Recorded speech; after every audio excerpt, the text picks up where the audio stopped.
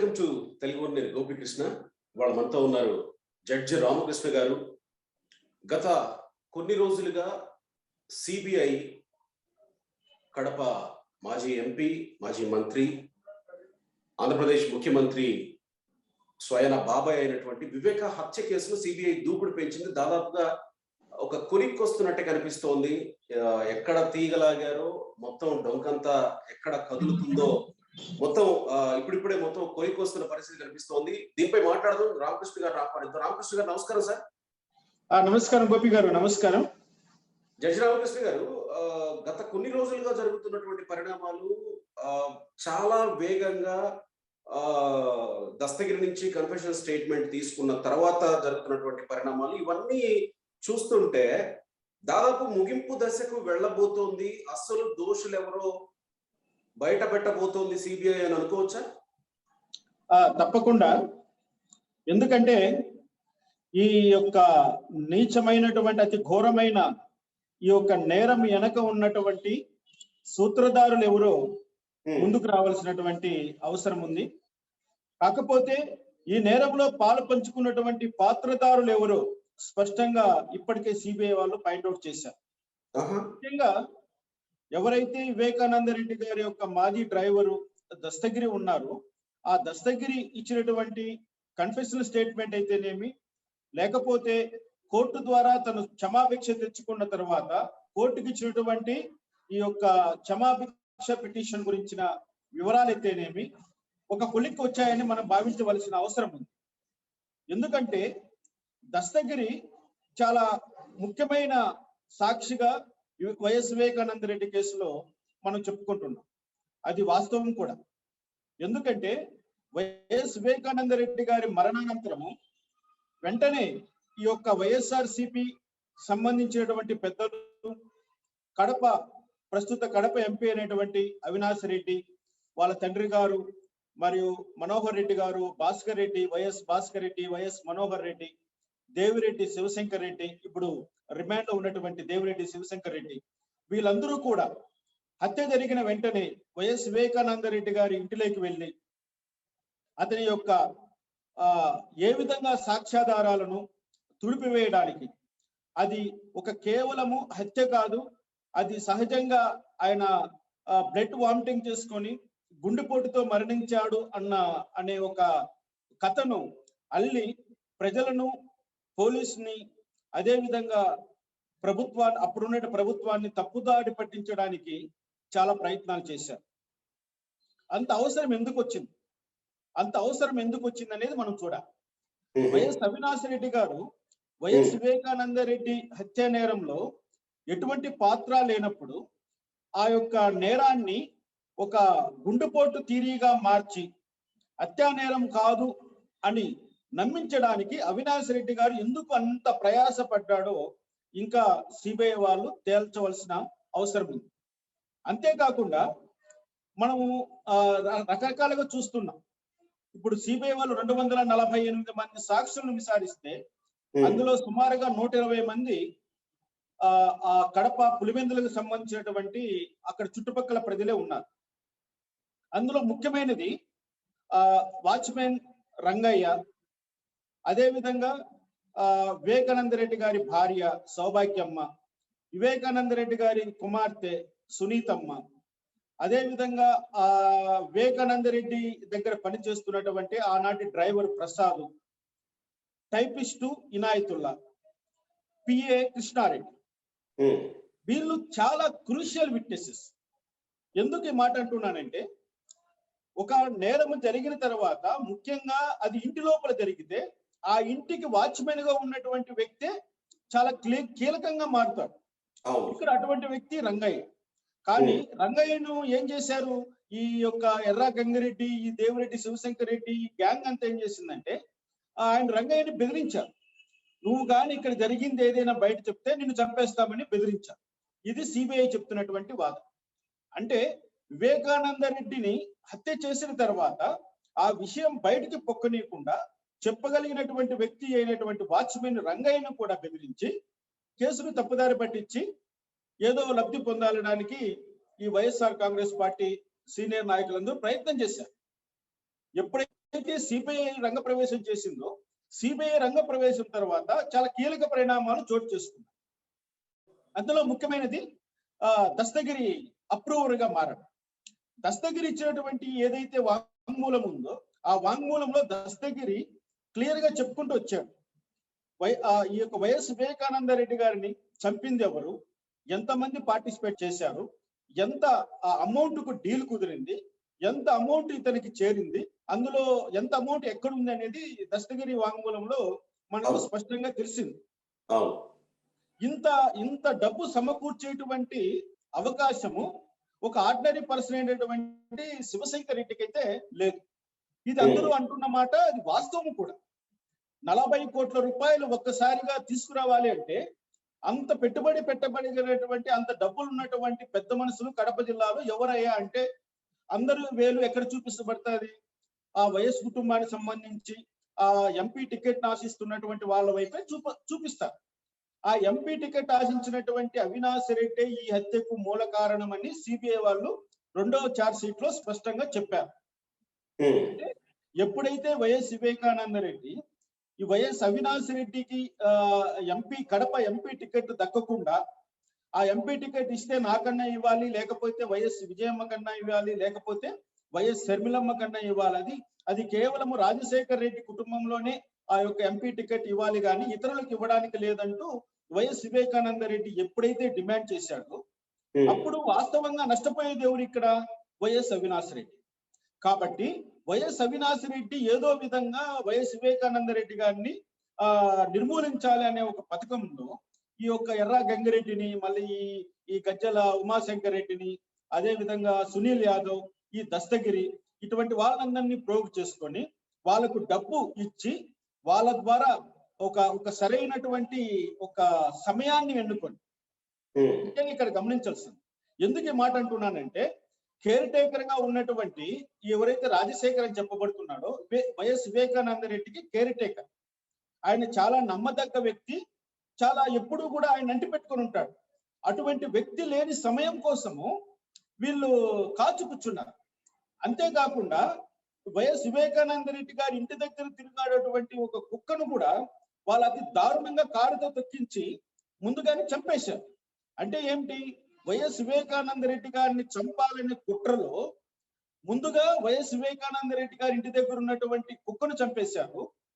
తర్వాత వచ్చిందని వైఎస్ వివేకానంద రెడ్డికి కేర్ టేకర్ గా ఉన్నటువంటి వ్యక్తి లేని సమయాన్ని రంగయ్య ద్వారా, వాచ్మెన్ రంగయ్య ద్వారా రూఢి చేసుకొని ఆ రోజు రాత్రి ఈ రాజశేఖర్ రాడని తెలుసుకున్న తర్వాత ఎర్ర గంగిరెడ్డి వైఎస్ వివేకానంద రెడ్డి ఇంటిలోకి ముందుగానే ప్రవేశించారు.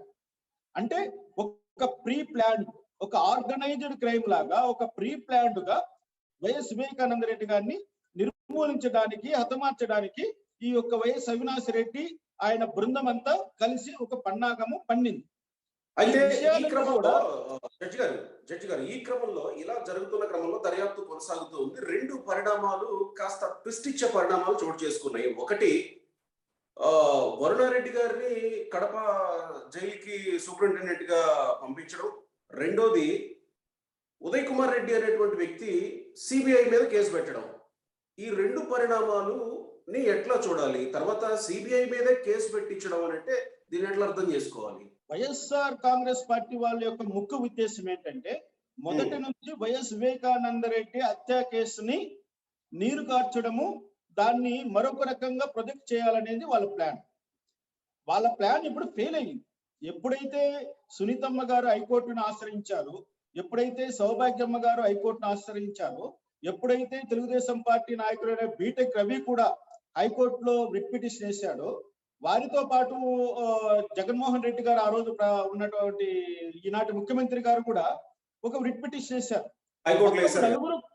నలుగురు కలిసి 4 రకాలైనటువంటి రిట్ పిటిషన్స్ రాష్ట్ర హైకోర్టులో ఫైల్ చేశారు.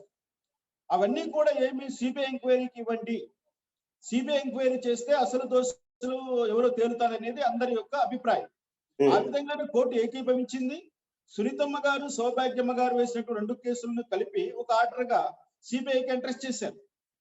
కానీ దురదృష్టవశాత్తు మన ముఖ్యమంత్రి గారు వేసినటువంటి రిట్ పిటిషన్ ని ఆయన మధ్యలోనే దాన్ని విరమించుకోవడం వల్ల అది ఇన్ఫ్లెక్చువస్ అయిపోయింది. దానికి కారణం ఏంటో జగన్మోహన్ రెడ్డి గారు చెప్తున్నది ఏంటంటే, మా సిఐడి పోలీస్ వాళ్ళే సమర్థవంతంగా ఈ కేసును ఛేదిస్తారు, సిబిఐ ఎంక్వైరీ అవసరం లేదని చెప్పి ఆయన ఆ విధంగా చెప్పడము, అది ఎంతవరకు సమంజసమో ఒక ముఖ్యమంత్రి స్థాయిలో ఉన్నటువంటి వ్యక్తి ఆయనే దాన్ని ఆలోచించు. ముఖ్యంగా వరుణారెడ్డి గురించి మనము మాట్లాడుకుంటాం. ఈ వరుణారెడ్డి ఎవరు? ఈ వరుణారెడ్డి అనే అతను 2008వ సంవత్సరంలో స్వర్గీయ పరిటాల రవి అనంతపురం సంబంధించినటువంటి తెలుగుదేశం పార్టీ ఒక మెయిన్ లీడర్, అనంతపురం రాయలసీమ జిల్లా, అటువంటి పరిటాల రవిని హత్య చేసినటువంటి మొద్దుసీను చంపబడ్డ జైలులో ఒక్కరోజు ఇన్ఛార్జ్ గా ఉన్నటువంటి జైలు ఏరియా కడప జిల్లా జైలు. అంటే ఏంటి, ఒక్కరోజు ఇన్ఛార్జ్ గా వచ్చినటువంటి వరుణారెడ్డి ఆ రోజు మొద్దుసీనును దారుణంగా చంపడంలో, ఆ విధంగా ఆ కేసును ముగింపు తీసుకురావడంలో చాలా కీలకమైనటువంటి భూమిక పోషించినటువంటి వ్యక్తి ఈ వరుణారెడ్డి.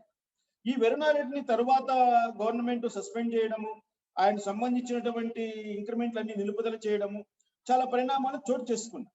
కాకపోతే ఆ రోజు మొద్దుసీను హత్య కేసులో ఇన్వాల్వ్ అయినటువంటి పెద్దలు వరుణారెడ్డిని కాపాడడం మొదలెట్టారు. ఆయన కాపాడారు, మళ్ళీ అతనికి పోస్టింగ్ ఇచ్చారు, మళ్ళీ అతనికి ప్రమోషన్స్ ఇచ్చారు, మళ్ళీ తరువాత అతనికి రాష్ట్ర ప్రభుత్వ రికమెండేషన్ తో కేంద్ర ప్రభుత్వం నుంచి ఎక్సలెన్సీ అవార్డును కూడా అతనికి ప్రదానం చేయడం జరిగింది మొన్న జనవరి 26వ తారీఖున.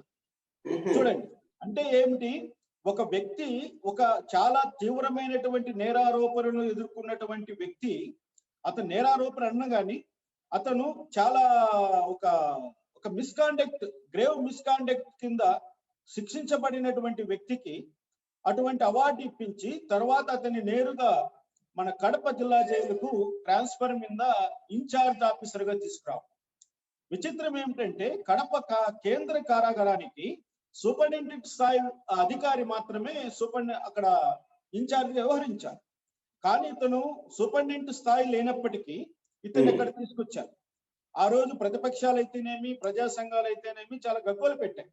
నేను కూడా ఒక మీడియాలో విషయం మాట్లాడుతూ చెప్పాను, వరుణారెడ్డి క్యారెక్టర్ కరెక్ట్ అయింది కాదు కాబట్టి అతను ఇక్కడ తీసుకురావడంలో బహుశా మరోసారి మొద్దుసీను లాంటి ఒక ఎపిసోడ్ మనము కడప జిల్లా జైలులో చూడగలుగుతామేమో, ఇది చాలా దురదృష్టకరమైనటువంటి సంఘటన కాబోతుందేమో అని ఆ రోజు అనుమానం వెలువచ్చాం.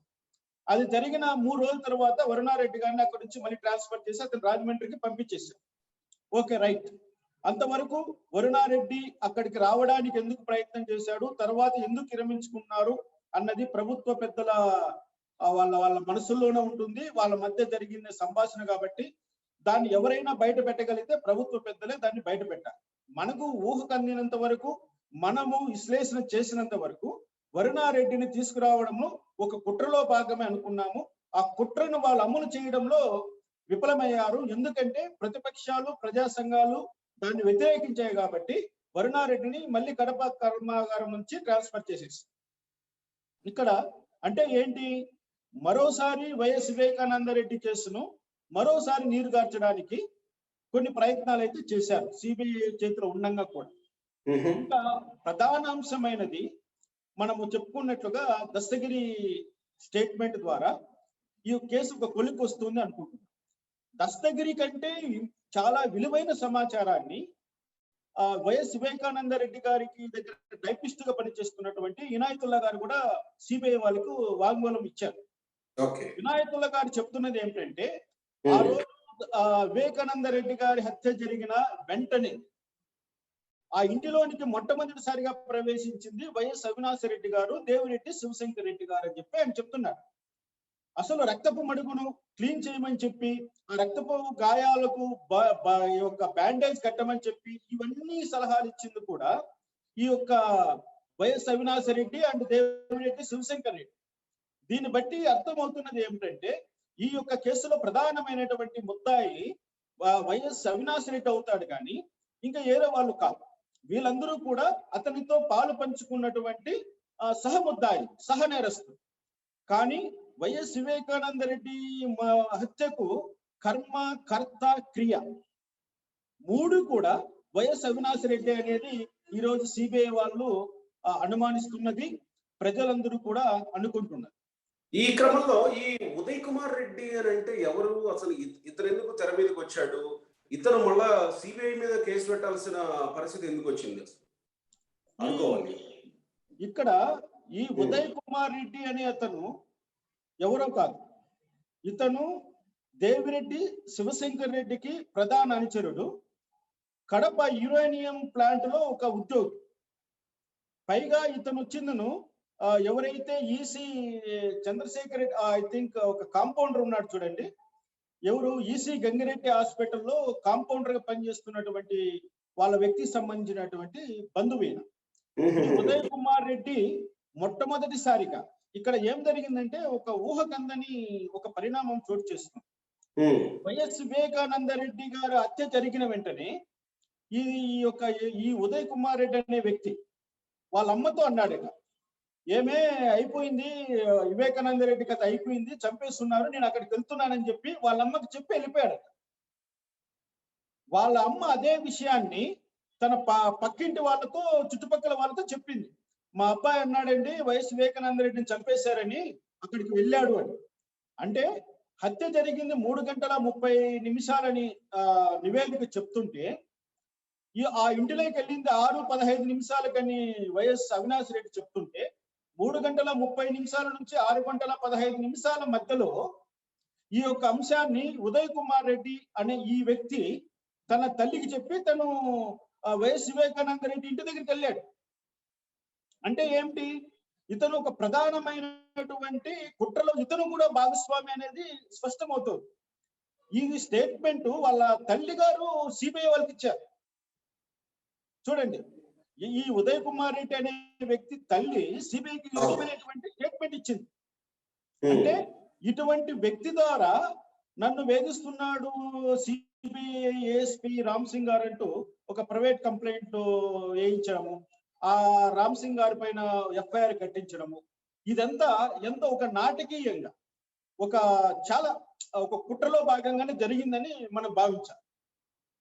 ఓకే, అయితే ఇప్పటి వరకు జరుగుతున్నటువంటి పరిణామాలన్నీ మీరు చెప్తున్నటువంటి వ్యక్తి వైపే వేళ్లు చూపిస్తా ఉన్నాయి. అంతిమంగా ఎక్కడికి వెళ్ళి ఆగుతుందా ఈ కేసు, లేకపోతే సిబిఐ దర్యాప్తు ఎక్కడికి వెళ్ళి ఆగుతుందా అనేది మీరు చెప్తున్న వ్యక్తి వైపే చూపిస్తున్నాయి. అక్కడ వరకే వెళుతుందని అనుకోవాలా? అంతకు మించి పరిధులు దాటి ఇంకా ముందుకెళ్లే అవకాశం ఉందనుకోవాలా ఈ కేసు విషయంలో దర్యాప్తు? ఇంకా ఖచ్చితంగా అక్కడితో ఆగదు. ఈ మాట ఎందుకంటున్నానంటే ఇక్కడ 40 కోట్ల రూపాయలు ఒక డీల్ కుదిరింది అనేది ప్రధానంగా మనం చెప్పుకుంటున్నటువంటి అంశం. చెప్పుకుంటున్నది కాదు, సిబిఐ వాళ్ళే దీన్ని ధృవీకరిస్తూ సిబిఐ వాళ్ళు ఆ విషయాన్ని ధృవీకరించారు. ఇంకా సిబిఐ వాళ్ళు ఈ విచారణలో ఆ 40 కోట్ల రూపాయలు అన్నది ఈ యొక్క దేవిరెడ్డి శివశంకర్ రెడ్డి ద్వారానే సమకూరిందా, లేకపోతే అవినాష్ రెడ్డి గారు సమకూర్చారా, లేకుండా అవినాష్ రెడ్డి గారికి ఇంకెవరైనా సమకూర్చారా? ఈ క్లిష్టతరమైనటువంటి ఈ ట్రాన్సాక్షన్ ని ఛేదించవలసినటువంటి బాధ్యత సిబిఐ వాళ్ళపైన ఉంది.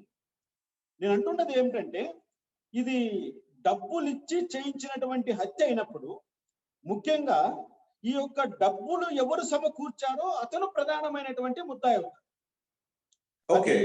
వైఎస్ అవినాష్ రెడ్డి అనుకుందామా, లేకపోతే ఇంకొకరు ఎవరైనా అనుకుందామా ఆ వైఎస్ ఫ్యామిలీలోని.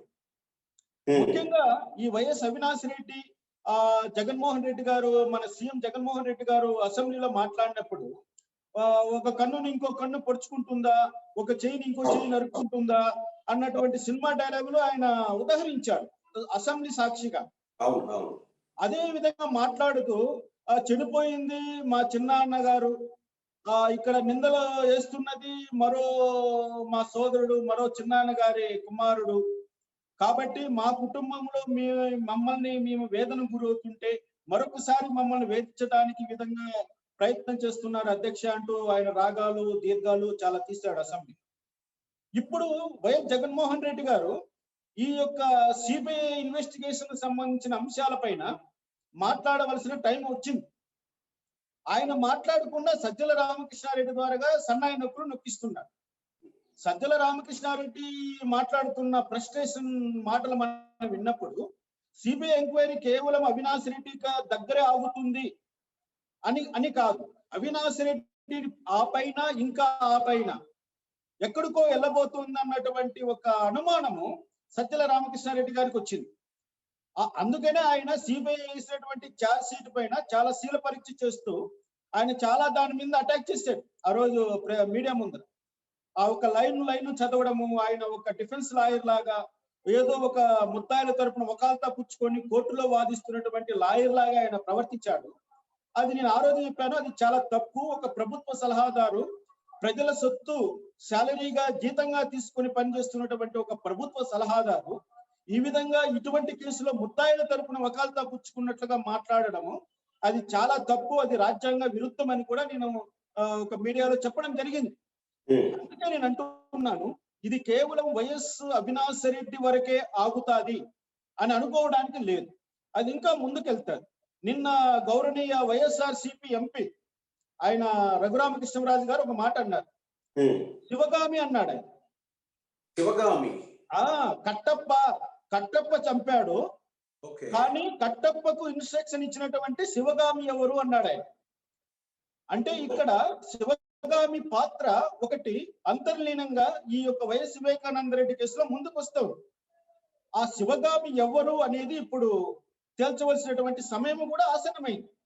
అది కేవలం దర్యాప్తులోనే ఎవరనేది తేలుతుంది అనుకోవచ్చా? శివగామి ఎవరు అనేది సిబిఐ తేల్చాలి. నేను అంటున్నది అదే. ఇప్పుడు అవినాష్ రెడ్డి గారిని అరెస్ట్ చేసి ఆయన కస్టడీలోకి తీసుకొని విచారణ చేస్తే చాలా విషయాలు బయటకు వస్తాయి. కానీ ఇంతవరకు అవినాష్ రెడ్డి గారిని అరెస్ట్ చేయలేదు. దానికి ఏమంటున్నారంటే ఆయన ఎంపీ కాబట్టి, ఇప్పుడు పార్లమెంటు ప్రోగోడ్లో ఉంది కాబట్టి, పార్లమెంట్ సెషన్స్ నడుస్తున్నాయి కాబట్టి తప్పకుండా ఆ యొక్క స్పీకరు, లోకసభ స్పీకర్ యొక్క అనుమతి అవసరం. దానికి సంబంధించినటువంటి ఫైల్ కూడా ఈ రోజు ఢిల్లీలో పెండింగ్ లో ఉందని, లేదా ఫైల్ అయిందని కూడా వార్తలు వస్తున్నాయి. అవినాష్ రెడ్డి గారిని అరెస్ట్ చేయమని స్పీకర్ గారు అనుమతి కూడా ఇచ్చారు, ఆ ఫైల్ కూడా రెడీగా ఉంది అనేది ఢిల్లీ నుంచి సమాచారం. ఒకవేళ అదే నిజమైతే వైఎస్ అవినాష్ రెడ్డి గారిని అరెస్ట్ చేసిన తర్వాత, సిబిఐ అతన్ని విచారణ చేసిన తర్వాత వైఎస్ అవినాష్ రెడ్డి గారు ఏం చెప్తారో మనం చూడాలి. నిజంగానే అవినాష్ రెడ్డి గారు తనంతకు తాను నాకు ఎంపీ టికెట్ కోసం వైఎస్ వివేకానంద రెడ్డి అడ్డొస్తున్నాడు కాబట్టి నేను వైఎస్ వివేకానంద రెడ్డి గారిని చంపడానికి ప్రయత్నం చేసి చంపించాను అంటాడా? లేకపోతే ఏరొకరు నన్ను ఈ పనికి పురామాయించారు, ఇదంతా నన్ను చూసుకోమన్నారు కాబట్టి నేను అక్కడ స్థానికంగా ఉండే వ్యక్తిని కాబట్టి నాకు ఈ బాధ్యత అప్పగించారు, నాకు ఇంత ఆఫర్ చేశారు, నాకు ఈ ఎంపీ టికెట్ నాకు ఇస్తామన్నారు అన్నది ఆయన చెప్పాలి. కారణం ఏమిటంటే వైఎస్ వివేకానంద రెడ్డి గారు 15వ తారీఖున హత్య గావిస్తే అదే మార్చి 17వ తారీఖున 2019వ సంవత్సరంలో వైఎస్ఆర్సీపీ ఈ యొక్క వైఎస్ అవినాష్ రెడ్డి గారిని కడప ఎంపీ టికెట్ కు క్యాండిడేట్ గా అనౌన్స్ చేశారు. కేవలము చనిపోయిన 2 రోజులకే, అసలు 3వ రోజు కూడా హిందూ సాంప్రదాయం ప్రకారము లేకపోతే ఇంకో సాంప్రదాయం ప్రకారము జరగవలసినటువంటి కర్మకాండలు, పాలు పోయడం, ఇవన్నీ చాలా ఉంటాయి ఒక మనిషి చనిపోయిన తర్వాత. ఆ కార్యక్రమాలన్నీ కూడా జరగక ముందే వైఎస్ అవినాష్ రెడ్డిని ఎంపీగా డిక్లేర్ చేశారు. అంటే నేను అంటున్నది ఏమంటే వైఎస్ అవినాష్ రెడ్డి గారికి టికెట్ అనే ఆశ చూపించి వైఎస్ వివేకానంద రెడ్డి గారిని శివగామి చంపించింది. ఇది నేను చెప్తున్నటువంటి ఒక విశ్లేషణ. అంటే ఇందాక మనం మాట్లాడుకుంటున్నట్టు ఒకవేళ దర్యాప్తు ఇలానే కొనసాగుతూ పోతూ ఉంటే ఇంతే వేగంగా వైఎస్ అవినాష్ రెడ్డి కంటే పైన వైఎస్ అవినాష్ రెడ్డికి మించి ఎవరున్నారు అనేది కూడా బయటకు వస్తుంది అని అన్నారు మీరు. సో ఇప్పుడు ఈ శివగామి క్యారెక్టర్ కూడా వైఎస్ అవినాష్ రెడ్డికి మించినటువంటి క్యారెక్టర్ అని అనుకోవాలి. ఇంకా అంటే శివగామి ఆదేశాల ప్రకారం జరిగిందని అనుకుంటే కనుక తప్పకుండా వైఎస్ అవినాష్ రెడ్డి పై స్థాయిలో ఉన్నటువంటి క్యారెక్టరే ఈ యొక్క శివగామి. సో దర్యాప్తులో బాధ్యత ఈ రోజు సిబిఐకి ఉంది. సిబిఐ వాళ్ళు నిష్పక్షపాతంగా ఎటువంటి ప్రలోభాలకు లొంగకుండా వాళ్ళు ఈ కేసును ఛేదించాలి అనుకున్నప్పుడు అది సాధ్యమవుతుంది. ఎందుకంటే సిబిఐ దగ్గర సరైనటువంటి సమాచారం ఉంది. సిబిఐ వాళ్ళ దగ్గర ప్రాథమికంగా ఎంతో సమాచారము సేకరించి పెట్టుకున్నారు. వాళ్ళు సేకరించిన సమాచారాన్ని తప్పకుండా అది కోర్టు ముందరకు తీసుకురావాలి. వాళ్ళు ఎప్పుడైతే ఆ సమాచారాన్ని కోర్టు ముందుకు తీసుకొస్తారో ఆ రోజు ఖచ్చితంగా వైఎస్ వివేకానంద రెడ్డి కేసులో న్యాయం జరిగిందని మనం అనుకోవాలి. ఇక్కడ ఒకటి గమనించాలి, వైఎస్ వివేకానంద రెడ్డి గారు రాయలసీమకు సంబంధించినటువంటి కడప జిల్లాలో అత్యంత ప్రముఖమైనటువంటి రాజకీయ నాయకుడు, అందులో సందేహం లేదు. పైగా ఒక ముఖ్యమంత్రిగా చేసినటువంటి వ్యక్తికి తమ్ముడు గాను, ఇప్పుడు పనిచేస్తున్నటువంటి ముఖ్యమంత్రికి బాబాయ్ గాను, పైగా అతను ఎంపీ గాను, ఎమ్మెల్సీ గాను, ఎమ్మెల్యే గాను, మినిస్టర్ గాను, పార్లమెంట్ లో స్టాండింగ్ కమిటీ, టెక్నికల్ స్టాండింగ్ కమిటీలో ఒక మెంబర్ గాను, ఎన్నో ఉన్నతమైనటువంటి పదవులు, గౌరవనీయమైనటువంటి పదవులు నిర్వహించినటువంటి వ్యక్తి వైఎస్ వివేకానంద రెడ్డి గారు. వైఎస్ వివేకానంద రెడ్డి గారు కాంగ్రెస్ పార్టీలో ఉన్నప్పుడు ఆయన ఎంతగా పార్టీ విజయం కోసం కృషి చేశారో, తర్వాత జగన్మోహన్ రెడ్డి గారు వైఎస్ఆర్ కాంగ్రెస్ అని ఇంకో కొత్త పార్టీ పెట్టినప్పుడు పులివెందులలో ఆయన స్వయంగా వాళ్ళ వదినమ్మ విజయమ్మ పైనే ఆయన కంటెస్ట్ చేశాడు కాంగ్రెస్ పార్టీ తరఫున. తర్వాత పరిణామాలతో ఆయన మళ్ళీ వైఎస్ఆర్సీపీ గూడికి చేరడంతో ఆ యొక్క పరిణామాన్ని జీర్ణించుకోలేకపోయారు ఎవరు, వైఎస్ అవినాష్ రెడ్డి, వాళ్ళ తండ్రి గారు, మిగతా వాళ్ళకి సంబంధించి. ఇక్కడ మనం ఈ అంశాన్ని వైఎస్ రాజశేఖర్ రెడ్డి గారి మరణానికి ముందు, మరణం తర్వాత కుటుంబ పరిస్థితుల్లో మాట్లాడుకోవచ్చేమో ఈ అంశాలు, మీరు చెప్తున్న అంశాలు. అవును, వైఎస్ రాజశేఖర రెడ్డి మరణానంతర పరిణామాలను మనం విస్మరించడానికి లేదు. ఎందుకు ఈ మాట అంటున్నానంటే, వైఎస్ రాజశేఖర రెడ్డి మరణానంతరము వైఎస్ వివేకానంద రెడ్డి గారు వైఎస్ జగన్మోహన్ రెడ్డి గారితో నడవలేదు. ఆయన తన పార్టీ అయినటువంటి కాంగ్రెస్ పార్టీలోనే కొనసాగారు. వైఎస్ జగన్మోహన్ రెడ్డి గారు వైఎస్ఆర్సీపీని కొత్త పార్టీ పెట్టుకొని ఆయన కొత్త పార్టీ ద్వారా ప్రజల్లోకి వెళ్ళినప్పటికీ కూడా వైఎస్ వివేకానంద రెడ్డి గారు జగన్మోహన్ రెడ్డి గారిని అనుసరించలేదు. పైగా ఆయన స్వయంగా తన వదిన గారైనటువంటి విజయమ్మ గారి పైన పులివెందులలో ఆయన ఎమ్మెల్యేగా పోటీ చేసి ఓడిపోయారు. ఆయన ఓడిపోయిన తర్వాత రాజారెడ్డి కుటుంబ సభ్యులందరూ కలిసి వైఎస్ వివేకానంద రెడ్డి గారితో చర్చలు జరిపి ఆయన మళ్ళీ వైఎస్ఆర్సీపీలోకి తీసుకోవడం జరిగింది. ఆ పరిణామాల వల్ల వైఎస్ అవినాష్ రెడ్డి గారి అవకాశాలకు కొంచెం అడ్డంకి అవుతుందనేది అందరూ ఆ రోజు కూడా అనుకున్నారు. ఇక్కడ వైఎస్ అవినాష్ రెడ్డి పక్షాన ఒక వ్యక్తి నిలబడ్డారు, వైఎస్ వివేకానంద రెడ్డి పక్షాన మరో వ్యక్తి నిలబడ్డారు. వైఎస్ వివేకానంద రెడ్డికి సపోర్ట్ గా వైఎస్ విజయమ్మ గారు నిలబడ్డారు. కానీ వైఎస్ అవినాష్ రెడ్డికి సపోర్ట్ గా మరో అమ్మగారు నిలబడ్డారు. ఆ అమ్మగారే ఇప్పుడు వైఎస్ వివేకానంద రెడ్డిని హత్య చేయించే వరకు ఈ యొక్క కథను నడిపించారు. ఈ యొక్క అంశాలన్నీ కూడా విచారణలో బయట రావాల్సినటువంటి అవసరం ఉంది. అదే నేను అందుకు అంటున్నాను, కేవలము వైఎస్ అవినాష్ రెడ్డి అరెస్టుతోనే ఈ యొక్క వివేకానంద రెడ్డి కేసు కొలికి వచ్చిందని అనుకోవడానికి లేదు.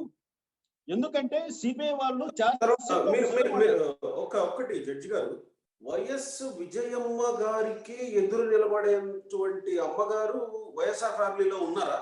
ఖచ్చితంగా ఉన్నారు. వైఎస్ విజయమ్మ గారి హవా ఏం నడుస్తుందండి, మీరు గమనించారా లేదు? ఈ మధ్యలో వైఎస్ విజయమ్మ గారి మాట ఎక్కడ నడుస్తుంది? వైఎస్ శర్మిలమ్మ గారి విషయంలో ఏమన్నా జగన్మోహన్ రెడ్డి గారు వాళ్ళ అమ్మ మాట విన్నారా? వినలేదు కదా. వైఎస్ వివేకానంద రెడ్డి మాట విషయంలో ఏమన్నా ఆయన విన్నాడా? వినలేదు కదా. కాబట్టి అక్కడ ఎవరో ఒక మీడియాలో మాట్లాడుతూ ఒక వ్యక్తి అన్నాడు, వైఎస్ జగన్మోహన్ రెడ్డి తన భార్య చేతిలో కీలుబొమ్మ అని. అది కూడా ఒకసారి మీరు వీలైతే ఒకసారి పరిశీలించండి. కొలకపూడి శ్రీనివాస్ గారు అనుకుంటాను, ఒక TV5 డిబేట్ లోనే ఎక్కడో అన్నాడు ఈ మాట. నేను కూడా అది చూశాను. వైఎస్ జగన్మోహన్ రెడ్డి గారు తన భార్య చేతిలో కీలుబొమ్మ అన్నాడు. అంటే నేను అంటున్నది ఏంటంటే, ఇక్కడ ఎవరు అనే దాన్ని ఇంకా మీ విశ్లేషణకు, మీ యొక్క జర్నలిజం లో ఉన్నటువంటి టాలెంట్ కు వదిలేస్తున్నా. ఇక్కడ ముఖ్యంగా గోపి గారు ఒకటి, సిబిఐ వాళ్ళు ఛార్జ్ షీట్ లో ఒక మాట వాడారండి, ఇక్కడ లార్జర్ కాన్స్పిరసీ జరిగింది అని. అంటే లార్జర్ కాన్స్పిరసీ అనే పదానికి విస్తృతమైనటువంటి అర్థం వస్తుంది. లార్జర్ కాన్స్పిరసీ అంటే it's not a limited conspiracy. కేవలము ముద్దాయిల మధ్యన జరిగినటువంటి ఒక లిమిటెడ్ కుట్ర కాదు ఇది. ఒక పరిమితి కలిగినటువంటి కుట్ర కాదు, అపరిమితమైనటువంటి కుట్ర. అందుకనే సిబిఐ వాళ్ళు ఆ రెండో ఛార్జ్ షీట్ వేసేటప్పుడు ఆ పదాన్ని స్పష్టంగా వాడారు. ఇంకా ఈ కేసును మేము లార్జర్ కాన్స్పిరసీ కోణంలో విచారణ చేయవలసి ఉంది అని వాళ్ళు అక్కడ కామా పెట్టి వదిలిపెట్టారు. అంటే ఈ యొక్క విస్తృతమైనటువంటి ఈ కుట్రను ఛేదించడానికి మేము ఇంకా ప్రయత్నం చేస్తున్నామని చెప్పి కోర్టు దృష్టిలో వాళ్ళు పెట్టున్నారు. ఈ విస్తృతమైనటువంటి కుట్రలో ఎవరెవరు భాగస్వాములయ్యారు, ఎవరి పాత్ర ఏమిటనేది ఇక్కడ మనము తేల్చవలసినటువంటి ఒక పెద్ద ప్రధానమైనటువంటి ఒక అంశం. ఇది దర్యాప్తుకి సంబంధించినటువంటిది. ఇప్పటి వరకు మనం మాట్లాడుకున్నది. ఒకసారి మనం అసలు రాయలసీమ పరిస్థితుల గురించి మాట్లాడుకుంటే, రాయలసీమ పరిస్థితుల గురించి ఈవెన్ సినిమాల్లో కూడా ఏమన్నా ఇబ్బందికరంగా చూపిస్తే ఇప్పుడు ఊరుకోవట్లేదు ఎవరు. రాయలసీమ ఫ్యాక్షనిజం అని అంటే కనుక అఫ్ కోర్స్ అక్కడ ఎలాంటి పరిస్థితులు ఉంటాయో అందరికీ తెలిసి ఉండకపోవచ్చు. మీరు ఆల్రెడీ అదే ఏరియా కాబట్టి మీకు కాస్త పూర్తిగా అవగాహన ఉండుంటుంది. ఈ ఫ్యాక్షనిజం అనేది రాయలసీమకి ఎందుకు ఆపాదించాల్సి వచ్చింది? రాయలసీమలో ఫ్యాక్షనిజం ఎలా ఉంటుంది? అంటే ఉన్నతమైనటువంటి ఫ్యామిలీల మధ్యనే జరుగుతుందా, లేకపోతే పేద బిక్కి వీళ్ళ పరిస్థితులు ఎలా ఉంటాయి? అసలే కరువు జిల్లాలుగా, కరువు ప్రాంతాలు అయినటువంటి రాయలసీమ ఎడారి ప్రాంతాలని చెప్పుకుంటా ఉంటాం. కానీ ఈ ఫ్యాక్షనిజం అనేది ఎందుకు ఉంటుంది, ఎలా ఉంటుంది, ఏ ఫ్యామిలీస్ లో ఉంటుంది, ఏ నేపథ్యాల్లో ఉంటుంది అనుకోవచ్చు రామకృష్ణ గారు? నేను ఎందుకు ఈ ప్రశ్న అడుగుతున్నా అంటే ఒకటి క్లారిటీ కోసం, ఎక్కువగా కొంతకాలం పాటు లేకపోతే బాంబు దాడులు, కత్తులతో దాడులు ఇవి మనం అటువైపు నుంచి ఎక్కువగా వింటాం. అఫ్ కోర్స్ కృష్ణా జిల్లా కోస్తాలో కూడా కొన్ని వింటూ ఉన్నాం, కానీ కాస్త ఎక్కువగా అటువైపు నుంచి వింటూ ఉంటాం. కాబట్టి ఏంటి రాయలసీమకి ఉన్నటువంటి ఇదేంటి ఫ్యాక్షనిజానికి సంబంధించి? రాయలసీమ ఫ్యాక్షనిజం గురించి మనం చర్చించుకోవాలంటే చాలా ఎపిసోడ్లు చేయాల్సి వస్తుంది గోపి గారు. ఒకటైతే నేను స్పష్టంగా చెప్పగలను, రాయలసీమలో ఫ్యాక్షనిజము ప్రస్తుత సమయంలో చాలా నిదానంగా నెమ్మదించింది. దానికి ముఖ్య కారణము రాయలసీమ వాసుల్లో విద్యా ఉద్యోగ అవకాశాలు మెరుగుపడడము, అదే విధంగా చదువుకుంటున్నటువంటి యువకులు ఈ యొక్క ప్రాంతంలో వాళ్ళ యొక్క భవిష్యత్తును బంగారు భవిష్యత్తు చేసుకోవడానికి హైదరాబాదుకో, బెంగళూరుకో, చెన్నైకో లేకపోతే వివిధ పట్టణాలకు ఉపాధి కోసము వలస వెళ్ళిపోవడం ఒక కారణమైతే, ఎవరైతే ఈ పెత్తందారులు ఎవరైతే ఈ ఫ్యాక్షనిజాన్ని పెంచి పోషించినటువంటి ఒక కమ్యూనిటీ ఏదైతే ఉందో రాయలసీమలో, ఆ కమ్యూనిటీ యొక్క ఉక్కు సంఖ్యలలో నుంచి బయటపడ్డారు చాలా మంది. ఈ రోజుకి కూడా రాయలసీమ గ్రామీణ ప్రాంతాలలో ఒక పూట భోజనం పెడితే ఒక జొన్న సంగటి ముద్ద, ఒక రాగి సంగటి ముద్ద చేతిలో పెడితే, ఒక చేత్తో కొడవలి, ఒక చేత్తో సంగటి ముద్ద పెట్టి ఇది తిని అది నరకమని చెప్పినటువంటి ఒక ఫ్యాక్షనిస్ట్, ఒక ఫ్యాసిజం ఉన్నటువంటి ఆ వ్యక్తుల యొక్క ఆజ్ఞలు తూచా తప్పకుండా పాటించిన సందర్భాలు చాలా ఉన్నాయి. ఇప్పటికీ కొన్ని కారణాల వల్ల ఆ స్థితిగతులు మారిపోయాయి. రాయలసీమ ప్రజలు వ్యతిరేకిస్తారేమో ఇప్పటికీ అలాంటి పరిస్థితి ఉంది అని అంటే. ఇప్పుడు అటువంటి పరిస్థితి ఉంది, ఎక్కడ రిమోట్ ఏరియాలో పరిస్థితి ఉంది.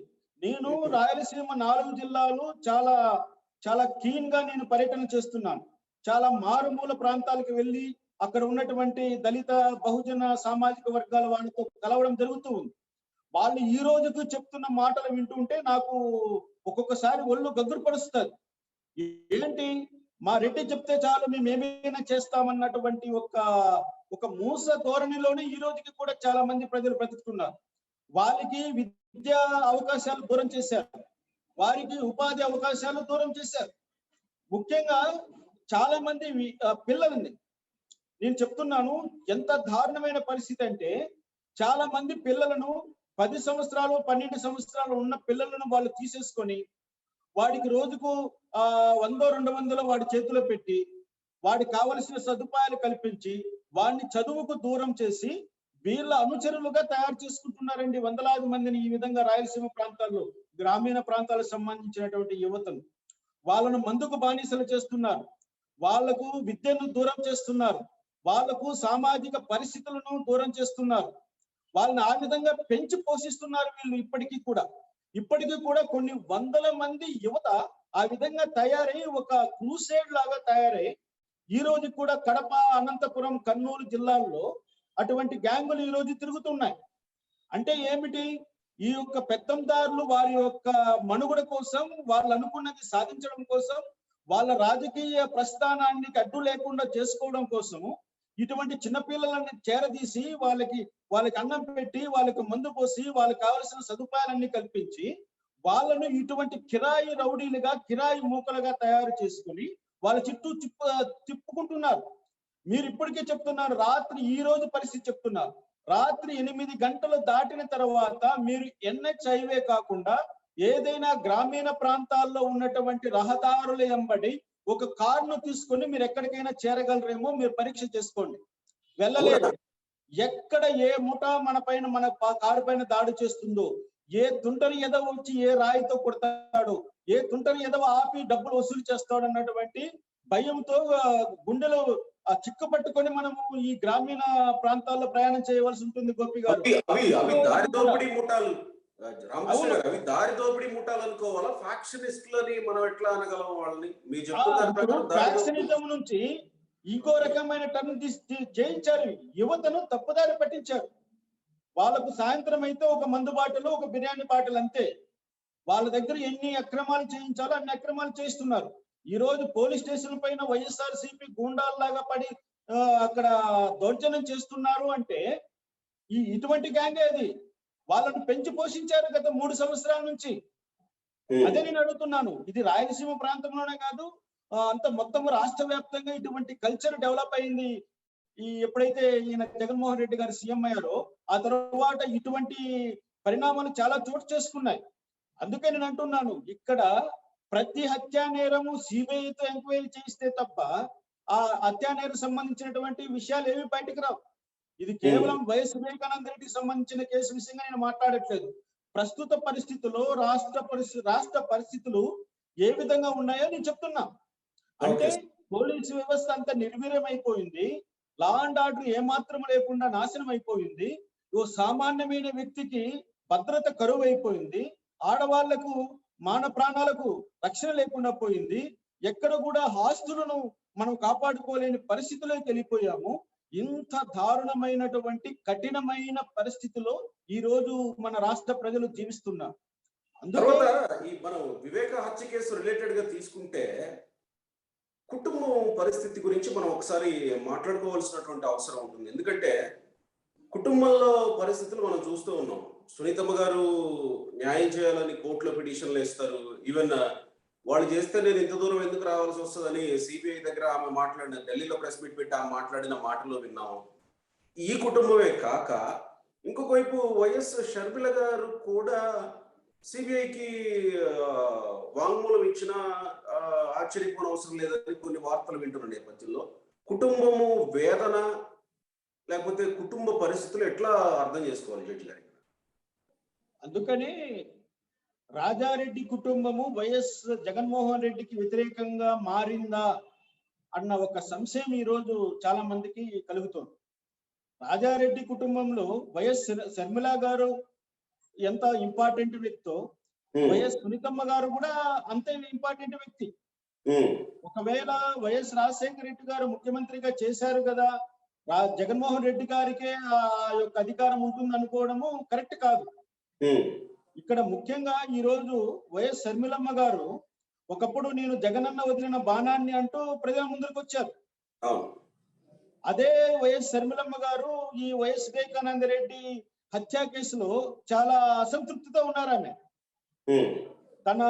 తన సోదరుడు జగన్మోహన్ రెడ్డి గారు ఒక రాష్ట్రానికి ముఖ్యమంత్రిగా ఉన్నప్పటికీ కూడా తన సొంత బాబాయి హత్య కేసులో సరైనటువంటి విచారణ జరగట్లేదు ఏంటనేది ఆమె సహజంగా ఆడబిడ్డలు కొంచెము సెన్సిటివ్ గా ఉంటారు కాబట్టి వైఎస్ షర్మిల గారు ఒక ఇంటి ఆడబిడ్డ ఆమె కాబట్టి ఆమె మనసు కొంచెము అలజడికి గురైనప్పుడు దాంట్లో సందేహం లేదు. అదేమి పెద్దగా మనము చర్చించుకోవాల్సిన అంశము కాదు. కానీ ఇక్కడ గొప్ప విషయం ఏమిటంటే షర్మిల గారు నేను సిబిఐ ముందరకు వచ్చి నేను వాంగ్మూలం ఇస్తాను అని ప్రకటించడము ఒక రకంగా ఇది రాజకీయంగా జగన్మోహన్ రెడ్డి గారికి చాలా దెబ్బ తగిలేటువంటి అంశం ఇది. ఒకవేళ శర్మిలమ్మ గారు ఏదైనా ఆ శివగామి పాత్రను ఏదైనా సీన్లోకి తీసుకొస్తే ఏంటి పరిస్థితి అనేది ఒకసారి ఊహించుకోవాలి. నేను కూడా అదే కోరుకుంటున్నా. శర్మిలమ్మ గారి నోటి వెంట ఆ శివగామి పేరు రావడము ఈ రాష్ట్ర ప్రజలకందరికీ చాలా శుభ పరిణామం అవుతుంది. ఎందుకంటే నేరము ఇక్కడ ఒకటి గమనించాలి, జస్టిస్ ఈజ్ ది సుప్రీం. అవును కదా. Yes, justice is the supreme. Yes. ఇంకా దానికి మించింది ఏది లేదు.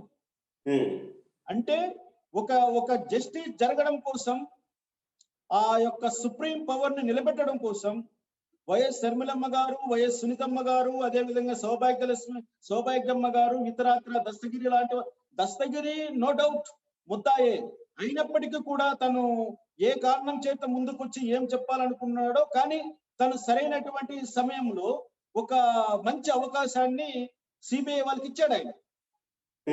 Great thing. అంటే నేను అంటున్నది ఏమిటంటే, ఎవరైనా సరే జస్టిస్ ను కాపాడడం కోసం, న్యాయాన్ని పరిరక్షించడం కోసం ఎవరైనా సరే స్వయంగా ముందరకు వచ్చి తనకు తెలిసిన అంశాన్ని చెప్పడం అన్నది భగవంతుడికి పూజ చేసినంత పుణ్యం ఇది.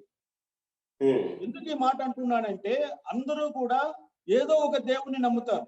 అది అల్లా కావచ్చు, అది క్రీస్తు కావచ్చు, లేకపోతే రాముడు కావచ్చు, శివుడు కావచ్చు, ఎవరైనా కావచ్చు. మనము భగవంతుని మీద నమ్మకం ఉన్న మనము ఖచ్చితంగా నిజం అన్నది భగవంతుడితో సమానమని భావించినప్పుడు ఇటువంటి అవకాశాలు రావడానికి ఎక్కువ నీకు వెసులుబాటు ఉంటుంది.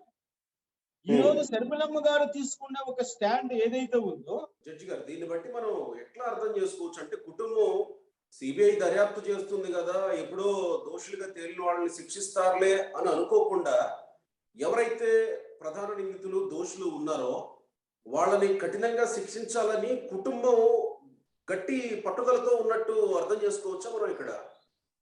ఖచ్చితంగా ఎవరైనా అదే కోరుకుంటారండి. ఎవరు కూడా మన కుటుంబంలో ఒక వ్యక్తి నిర్దాక్షిణంగా వేరొకరి చేతిలో హత్యకు కాబడినప్పుడు ఆ వ్యక్తిని చట్టం ముందర నిలబెట్టాలనే ప్రతి కుటుంబ సభ్యుడు భావిస్తాడు. అది అతనికి ఉన్న రైట్, అది రాజ్యాంగం అతనికి కల్పించినటువంటి హక్కు. ఆ హక్కును ఎవరు కూడా వదులుకోవడానికి ఎవరు ఇష్టపడరు. కాబట్టి వైఎస్ఆర్ కుటుంబం కాదు, వైఎస్ కుటుంబం మొత్తం. ఇక్కడ ముఖ్యంగా హత్య గావించబడ్డవాడు వైఎస్ కుటుంబీకులే, ఆ హత్యను చేయించిన వారు వైఎస్ కుటుంబీకులే అని ఈరోజు వస్తున్నటువంటి వార్తలు. అంటే కుటుంబంలో జరిగినటువంటి ఈ యొక్క ఘర్షణ, ఈ ఘర్షణకు కారణమైనటువంటి అంశాలు చాలా క్షుణ్ణంగా చూడాల్సినటువంటి అవసరం ఉంది. ముఖ్యంగా వీళ్ళు ఏమన్నారంటే, ఎవరైతే ముద్దాయిలకు చెప్పబడుతున్నారో, ఈ గజ్జెల ఉమాశంకర్ రెడ్డి అయితేనేమి, ఆ సునీల్ యాదవ్ అయితేనేమి, అప్రూవర్ గా మారిన దస్తగిరి, ఈ 3 స్టేట్మెంట్లు నేను క్షుణ్ణంగా పరిశీలించాను.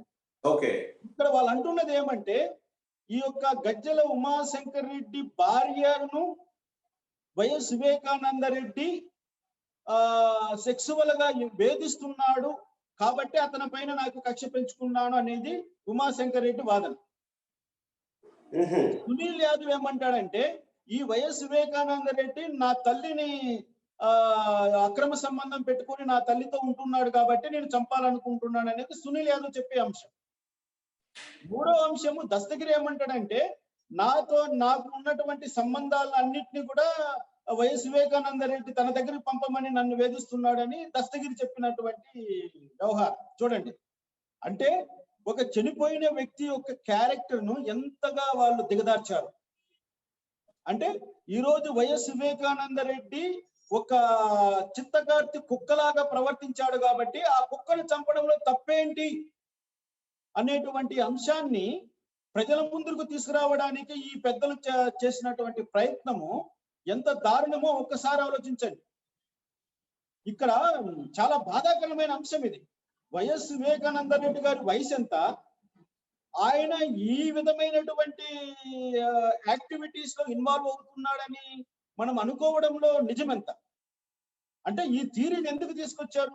వైఎస్ వివేకానంద రెడ్డిని చంపడము కరెక్టే కాబట్టి ఒకడేమో నా భార్యతో అక్రమ సంబంధం పెట్టుకున్నాడని ఒకడంటాడు, ఇంకోడు వచ్చి నా తల్లితో అక్రమ సంబంధం పెట్టుకున్నాడని ఇంకోడు అంటాడు. ఇంకోడు నా ప్రియురాలతో అక్రమ సంబంధం పెట్టుకోవడానికి నాతో గొడవ పడ్డాడని ఇంకోడు అంటాడు. కాబట్టి మేము చంపేస్తామంటారు. అటువంటిప్పుడు 40 కోట్ల రూపాయల డీల్ ఎందుకు జరగాలండి? అవును కదా, గమనించండి. అదే నిజమైతే ఆ కారణంతో వ్యక్తి హత్య గావించబడ్డము మనము రెగ్యులర్ గా చూస్తున్నాం. అక్రమ సంబంధాల కారణంగా చాలా మందిని చంపేస్తుంటారు, చంపబడుతున్నారు. కానీ ఈ 40 కోట్ల రూపాయల డీల్ మధ్యలో ఎందుకు వచ్చిందండి? అంటే ఏంటి? వాళ్ళు ఒక వైపున వైఎస్ వివేకానంద రెడ్డి క్యారెక్టర్ ని తగ్గిస్తూ ఆయన క్యారెక్టర్ అసాసినేషన్ చేస్తూ మరోపక్క డబ్బు అన్న అంశాన్ని ముందుకు తీసుకొస్తున్నారు. అంటే చంపాలని వాళ్ళ మైండ్ లో చాలా స్ట్రాంగ్ గా ఫిక్స్ అయిపోయారు చాలా రోజుల క్రితమే. కాబట్టి చంపేశారు. చంపేసిన తర్వాత దాన్ని తప్పుదారి పట్టించడం ఎలా అనే దానిపైన చాలా పనులు చేశారు. కొంతవరకు సక్సెస్ అయ్యారు. తర్వాత వాళ్ళు చెప్తారు కదా, నేరస్తుడు ఎప్పటికైనా చట్టానికి చిక్కుతాడు అని. మీరు ఎక్కడో అన్నట్టు చిన్న తప్పు చేస్తాడనేది అందరూ నేరం చేసినప్పుడు ఎక్కడో చిన్న తప్పు చేస్తాడు. వాళ్ళు చేసిన తప్పు ఏంటంటే వైఎస్ వివేకానంద రెడ్డి గాయాలను బ్యాండేజ్ కట్టడము, అక్కడ ఉన్నటువంటి రక్తపు మడుగులను ఆ యొక్క సీనాఫెన్స్ ను క్లీన్ చేయడం. ఓకే, ఇదే వాళ్ళు చేసిన ప్రధాన తప్పు అనుకోవాలా? ఒకవేళ వాళ్ళు గాని నిరూపణ అయితే తప్పించుకోవడానికి చేసిన ప్రయత్నమే వాళ్ళ మెడ చుట్టుకున్నది ఈ రోజు. వైఎస్ అవినాష్ రెడ్డి ఇంట్లో ఉండంగా ఆయన కళ్ళ ముందర ఇంటి పని మనిషి లక్ష్మి, అదే విధంగా యునాయతుల్లా వాళ్ళిద్దరూ మొత్తము బ్లడ్ క్లీన్ చేశారు అక్కడ. పైగా ఇంకో విషయం బయట వచ్చింది. వినాయతుల్లా ఆ యొక్క డెడ్ బాడీ పడి ఉన్న ప్లేస్ ను ఆ బెడ్రూమ్ ఆయన సెల్ ఫోన్ లో ఫోటోలు తీశాడట. ఆ ఫోటోలు తీస్తుంటే ఫోటోలు తీయకుండా ఈ యొక్క అవినాష్ రెడ్డి కేకలేశాడట. ఎవరైతే టైపిస్ట్ ఉన్నాడో వినాయతుల్లా, వైఎస్ వివేకానంద రెడ్డి గారి టైపిస్ట్ వినాయతుల్లా ఫోటోలు తీయడానికి ప్రయత్నం చేస్తే కేకలేసి ఆపేశాడట. సేమ్ ఇదే సీన్ సిఐ శంకరయ్య వచ్చినప్పుడు కూడా పోలీసులు షూట్ చేస్తుంటే షూట్ చేయొద్దని అన్నారని కూడా ఇంకొక శంకరయ్య వాంగ్మూలంలో కూడా ఇచ్చినట్టు ప్రచారం జరుగుతుంది. అది కూడా వాస్తవమేనా? అవును, నిన్న కూడా శంకరయ్యను ఒక హోటల్లో కడపలో బాగా విచారణ చేశారు. కొన్ని విషయాలు మళ్ళీ బయట పెట్టాడు. నేను ఇక్కడ ఒకటే మాట్లాడుతా, శంకరయ్య ఏమన్నా పాలు తాగే పసిపిల్లవాడా, లేకపోతే గొడ్ల కాసుకునే గొడ్ల కాపరి ఆయన? ఒక ఇన్వెస్టిగేటింగ్ ఆఫీసర్, ఒక సీనియర్ పోలీస్ ఆఫీసర్. అవును కదా, ఏ విధంగా చట్ట ప్రకారం వ్యవహరించాలో సిఐ శంకరయ్యకి తెలియదా? సిఐ శంకరయ్య వాళ్ళతో కొల్లుడయ్యాడు కాబట్టి ఇవన్నీ జరిగాయి. అసలు నిన్ను సీనా పేపర్స్ ఏ విధంగా వెళ్ళారండి సిఐ గారు? నీకేమైనా కంప్లైంట్ ఇచ్చిన తర్వాత నువ్వు సీనా పేపర్స్కి వెళ్ళాలి. లేదా నీకు ఫోన్ కాల్ వస్తే ఫోన్ కాల్ రికార్డ్ చేయాలి. ఎవరు ఫోన్ చేశారు, ఏం చెప్పారు అనేది జీడీ ఎంట్రీ చేసి నువ్వు అక్కడికి వెళ్ళాలి. వాడు పెళ్లికి పిలిచాడని చెప్పి వెళ్ళిపోయావు నువ్వు అక్కడికి? ఎలా వెళ్తావు? నువ్వు పోలీస్ ఆఫీసర్ కదా, నీకు నీ డ్యూటీ నీకు తెలియదా? సిఆర్పిసి గురించి నీకు తెలియదా? పోలీస్ యాక్ట్ గురించి నీకు తెలియదా? పోలీస్ స్టాండింగ్ ఆర్డర్స్ గురించి నీకు తెలియదా? లేదా చదువుకోలేదా నువ్వు? అన్ని తెలిసి నువ్వు అక్కడికి వెళ్ళావు. ఈ రోజు కట్టుకథలు చెప్తున్నావు నువ్వు, నన్ను వాళ్ళు ఎట్లా చేశారు అట్లా చేశారు అని. ఎందుకండి ఇవన్నీ? నువ్వు సిఆర్పిసి ప్రకారము చట్ట ప్రకారము సిఐ శంకరయ్య వ్యవహరించి ఉండింటే ఈ యొక్క నేరము 6 నెలల్లోనే ఎవరు అనేది బయటపడిండేది. నీకు అక్కడ ఉన్నాడు కదా ఆయన, అవినాష్ రెడ్డి గారు ఉన్నారు కదా, దేవిరెడ్డి శివశంకర్ రెడ్డి నీ పైన దాడి చేశారంటున్నావు కదా, గంగిరెడ్డి నిన్ను నిరోధించారంటున్నావు కదా. అసలు ఒక పోలీస్ ఆఫీసర్ ని ఎలా నిరోధిస్తారండి వాళ్ళు? అంత ధైర్యం ఉందా? మరి ఆ కోణంలో ఎవరు ఆలోచించరా? అంటే సిఐ శంకరయ్య చెప్తున్నది నిజమే కావచ్చు కానీ దాచిపెట్టాడు ఆయన వ్యవహారాన్ని అంతా. అది తప్పు కదా. సిఐ శంకరయ్య దాచిపెట్టడం తప్పు కదా. మళ్ళీ ఇంకోటి ఏమిటంటే వైఎస్ వివేకానంద రెడ్డి మృతదేహాన్ని వాళ్ళ కుటుంబ సభ్యులు రాకమునిపే ఖననం చేసేయడానికి ప్రయత్నం చేశారు వాళ్ళు. చూడండి ఎంత దారుణం అనుకోవాలి. అరే అంత పెద్ద వ్యక్తి చనిపోయిన తర్వాత అతని కుటుంబ సభ్యులు రావాలి, ఆయన అభిమానులు రావాలి, చుట్టుపక్కల ఉన్న వాళ్ళు వచ్చి ఆయన కడసారి చూసుకోవాలి. ఇవన్నీ వదిలిపెట్టేసి 10:30-11 గంటల ప్రాంతంలోనే బ్రీదర్ తెప్పించేసి ఇమ్మీడియట్ గా బరేల్ గ్రౌండ్ లో అన్ని ఏర్పాటు చేసేసారట. నాకు ఒక్క డౌట్ వస్తుంది జడ్జి గారు, ఇక్కడ మీరు అన్నట్టు లేకపోతే సిబిఐ అంటుంది అని మీరు చెప్పినట్టుగా లార్జర్ కాన్స్పిరసీ ఇక్కడ ఉంటే గనక వీళ్ళు ఇంత ఆలోచన లేకుండా రక్తపు మరకలు తుడిచేయడం, బ్యాండేడ్లు కట్టేయడం, అప్పటికప్పుడే ఖననం చేయాలని ప్లాన్ చేయడం, ఇంత చేసేస్తారు. ఒకవేళ లార్జర్ కాన్స్పిరసీ 40 కోట్లు ఉన్నటువంటి ఈ సుపారీ వ్యవహారం ఇవన్నీ ఉంటే గనక కనీసం అవగాహన ఉంటుంది కదా. అవును, ఎవరైనా కొనేద్దాంలేండి. 1000 కోట్ల ఆస్తులు ఉన్నాయి, ఒక పార్టీ చేతిలో ఉంది, ఒక పత్రిక చేతిలో ఉంది, ఒక టీవీ చేతిలో ఉంది, కావలసినంత డబ్బు ఉంది. ఏమి ఇంకా అంతకంటే ఏం కావాలండి? వాళ్ళు భయపడకుండా కోర్టులు, న్యాయ వ్యవస్థ, పోలీసులు, సిబిఐ, ఏ డిపార్ట్మెంట్ అనేది వాళ్ళకి భయం లేకుండా పోయింది. నేను అదే అంటున్నా. ఎందుకంటే జగన్మోహన్ రెడ్డి నేరం చేసి ఇప్పటికి ఎన్ని ఏళ్ళు అవుతుందండి? జగన్మోహన్ రెడ్డి మీద సిబిఐ కేసులు పెట్టి ఎన్ని ఏళ్ళు అవుతా ఉంది? ఏమైనా జగన్మోహన్ రెడ్డి ఎంట్రుకు పీకగలిగారా? ఇది అంతే. అదే వాళ్ళ బలము, బలగము. ఎప్పుడైతే సిబిఐ కేసులో 11 కేసుల్లో సిబిఐ కేసులో ముద్దాయిగా ఉన్నటువంటి జగన్మోహన్ రెడ్డి పైన ఇంతవరకు ఒక అడుగు ముందుకు వేయలేకపోయింది ఈ వ్యవస్థ. రేపొద్దున ఇంతే కదా, ఇంతకంటే ఏం చేయగలుగుతుంది? అదే ధైర్యము ఈరోజు వాళ్ళు అదే ధైర్యంతో, అదే కాన్సెప్ట్ తో ముందుకెళ్లారు. కాబట్టి వాళ్ళకి ఇంకా చట్టం అంటే భయం ఎందుకు? న్యాయస్థానం అంటే భయం ఎందుకు? డబ్బులు ఉన్నాయి, కట్టలు డబ్బులు ఉన్నాయి, 1000 కోట్ల ఆస్తులు ఉన్నాయి, 1000 కోట్ల నగదు ఉంది. ఎవరికి ఎన్ని 1000 కోట్లైనా ఇచ్చేస్తారు. సిఐ శంకరికి డబ్బులు ఇవ్వలేదా? ఆ వాసుదేవన్ డిఎస్పీకి డబ్బులు ఇవ్వలేదా వీళ్ళు? ఆ మాట చెప్పమనండి. ఊరికే చేసేస్తారు వాళ్ళు ఉత్తు పుణ్యానికి? లేదు కదా. కానీ ప్రతి ఒక్కడికి డబ్బులు ఇస్తారు వీళ్ళు.